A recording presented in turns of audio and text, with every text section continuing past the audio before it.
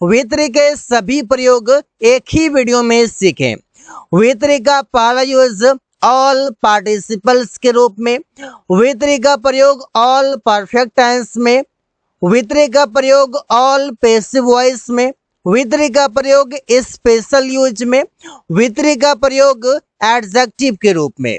तो एक एक करके इन सभी तरीके से इसका प्रयोग सीखेंगे। मात्र V3 है और इसका प्रयोग मल्टीपल तरीके से अलग अलग जगहों पर अलग अलग मीनिंग के लिए अलग अलग सेंटेंस में प्रयोग किए जाते हैं। अब समझते हैं V3 का प्रयोग perfect tense, passive voice, participle, adjective. इसे परफेक्ट टेंस में present perfect, past perfect, future perfect, passive voice में all 8 types of passive, participle में past participle, adjective, special uses of V3 in speaking, मतलब अलग अलग तरीके से V3 का प्रयोग किया जाता है। V3 का पहला यूज है प्रेजेंट परफेक्ट टेंस में, जिसका पहचान है जो कि लास्ट में सेंटेंस के देखने को मिलता है। कोई काम कर चुका है, चुकी है, चुके हैं, लिया है, दिया है, किया है।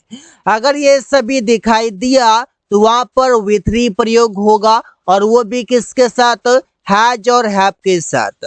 हैज और हैव के साथ V3 का प्रयोग करेंगे। जैसे मैंने खाना खा लिया है, लास्ट में लिया है। I have eaten the food, यहाँ पर ईटन V3 है।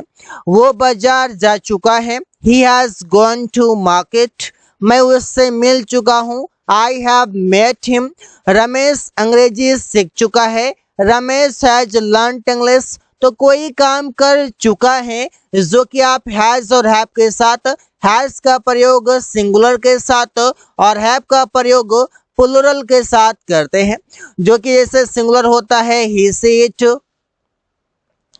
He see it. प्लुरल होता है जो कि आप आई, वी, यू, दे, इन सभी को आप प्रयोग करते हैं। अलग अलग तरीके से कर सकते हैं। प्रेजेंट परफेक्ट टेंस, अगला है पास्ट परफेक्ट टेंस, जिसका पहचान है कोई काम कर चुका था, कर चुकी थी, कर चुके थे, कर लिया था, किया था, दिया था। इस प्रकार से सब्जेक्ट हैड प्लस V3, मतलब हैड के साथ V3 होगा, इसके बाद ऑब्जेक्ट होगा। अमन घर जा चुका था, Aman had gone to house, had के साथ V3 का प्रयोग। हम लोग क्रिकेट खेल लिए थे, लास्ट में देखिए सेंटेंस का लिए थे, कर चुका था, ये सभी आ रहा है। तो वी हैड प्लेड क्रिकेट। प्रिया बाजार से आ चुकी थी, प्रिया हैड कम फ्रॉम मार्केट। तुम अपना काम कर चुके थे, you had done your work. तो यहाँ पर जो डन, कम, प्लेड, गॉन, ये सभी हैं, ये सभी V3 है, जो कि वर्ब के थर्ड फॉर्म है। अगला प्रयोग देखते हैं फ्यूचर परफेक्ट टेंस। इसका पहचान होगा कोई काम कर चुका होगा, कर चुकी होगी, कर लिया होगा, और इसका प्रयोग आप विल हैव के साथ V3 का प्रयोग करेंगे। सीता गाना गा चुकेगी, आने वाले समय में कंप्लीट एक्शन को बताएगा। सीता विल हैव संग अ सॉन्ग। हम लोग जा चुकेंगे, वी विल हैव गॉन। मैं तुमसे मिल चुका रहूंगा, I will have met you. Rahul इस काम को खत्म कर चुकेगा, Rahul will have finished this work. यहाँ पर विल हैव के साथ फिनिश्ड, मेट, गॉन, संग, ये सभी V3 हैं। अब देखते हैं 8 types of passive voice. Passive voice total 8 होते हैं और सभी में एक ही वर्ब के फॉर्म को प्रयोग करते हैं, और वो है V3। इसे इंग्लिश इज स्पोकन V3, अंग्रेजी बोली जाती है। Rahul is being beaten, Rahul को पीटा जा रहा है, बेटन यहाँ पर V3 है। The street has been decorated, गली सजाई जा चुकी है। A mango was eaten by us, आम हम लोगों के द्वारा खाया गया। Cricket was being played by them, यहाँ पर प्लेड V3 है। Rahul had been sent to Delhi, यहाँ पर सेंट V3 है। A computer will be operated, computer को चलाया जाएगा, ऑपरेटेड V3 है। Vegetables will have been purchased by us, सब्जियां खरीदी जा चुकी होंगी, यहाँ पर परचेज्ड V3 है। तो गाइस ये सभी रहा पैसिव वॉइस के कंप्लीट यूज, जहां पर V3 का प्रयोग किया जाता है, मात्र V3 का ही फॉर्म प्रयोग करते हैं, इसके अलावा कोई भी हुआ फॉर्म प्रयोग नहीं होता। अब देखते हैं पास्ट पार्टिसिपल क्या होता है। पास्ट पार्टिसिपल मतलब ये V3 होता है और ये एडजेक्टिव होता है। अब ये एडजेक्टिव क्या होता है? एडजेक्टिव वो होता है जो किसी नाउन या प्रोनाउन की विशेषता बताता हो और ये किसी नाउन से पहले आएगा। जैसे राहुल एट, राहुल ने खाया बॉइल्ड एग्स, मतलब उबला हुआ अंडे। तो उबला हुआ मतलब बॉइल्ड और एग्स जो कि ये नाउन है और नाउन से पहले एडजेक्टिव आया हुआ है। Rahul bought a repaired phone, Rahul ने रिपेयर किया हुआ मोबाइल खरीदा। अब यहाँ पर रिपेयर किया हुआ का अंग्रेजी यहाँ पर रिपेयर लिखा हुआ है, रिपेयर्ड, और रिपेयर्ड जो यहाँ पर V3 है और ये फोन को फोन की विशेषता बता रहा है कि फोन कैसा है, तो रिपेयर किया हुआ है। ही रेड अ रिटर्न लेटर, मतलब उसने लिखा हुआ पत्र पढ़ा। यहाँ पर रिटर्न V3 है जो कि एडजेक्टिव में लिखा हुआ पत्र, पत्र मतलब लेटर और लेटर नाउन है, इससे पहले रिटर्न ये V3 में है लेकिन ये एडजेक्टिव है। Ravi studied by experienced teacher, मतलब रवि ने अनुभवी शिक्षकों से पढ़ाई किया।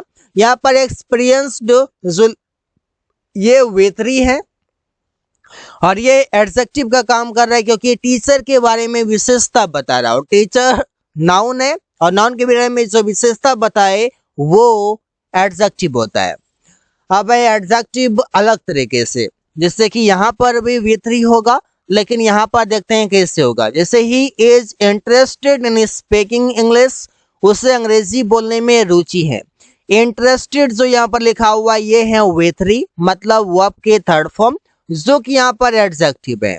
अमन इज एक्साइटेड टू लर्न, अमन सीखने के लिए उत्साहित है। एक्साइटेड यहाँ पर V3 है। They are surprised to see you, वे लोग आपको देखकर हैरान है। सरप्राइज्ड यहाँ पर V3 है और ये एडजेक्टिव का काम कर रहा है। अब इज एम आर के साथ टू बी प्रयोग करते हैं और इसके साथ V3, मतलब टू बी के साथ भी V3 का प्रयोग किया जाता है और इसका मीनिंग है कोई काम किया जाना है। ऐसे स्कूल साफ किया जाना है, school is to be cleaned. School से पहले आप द लगाएंगे और स्किल को आप स्मॉल करेंगे एस को। उसे पीटा जाना है, he is to be beaten. सड़क बनाया जाना है, the road is to be built. मुझे पढ़ाया जाना है, I am to be bot.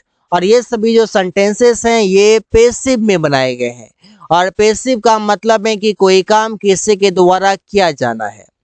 इस प्रकार से कई सारे सेंटेंसेस हैं जो कि आप समझ सकते हैं। टू बी के साथ यहाँ पर sent, called, sent, beaten, taught, built, beaten, cleaned, ये सभी V3 है। अब हैज और हैव के साथ टू बी और इसके साथ V3 प्रयोग करेंगे, जिसका मीनिंग होगा कोई काम किया जाना है लेकिन वहां पर कंपल्सन होगा। कंपल्सन क्या होता है? कंपल्सन मतलब होता है मजबूरी, जो मजबूरी वश कोई काम किया जा रहा हो या फिर वो काम करना जरूरी हो, अर्जेंट हो, दोनों सेंस के लिए प्रयोग करते हैं। यह काम किया जाना है, this work has to be done.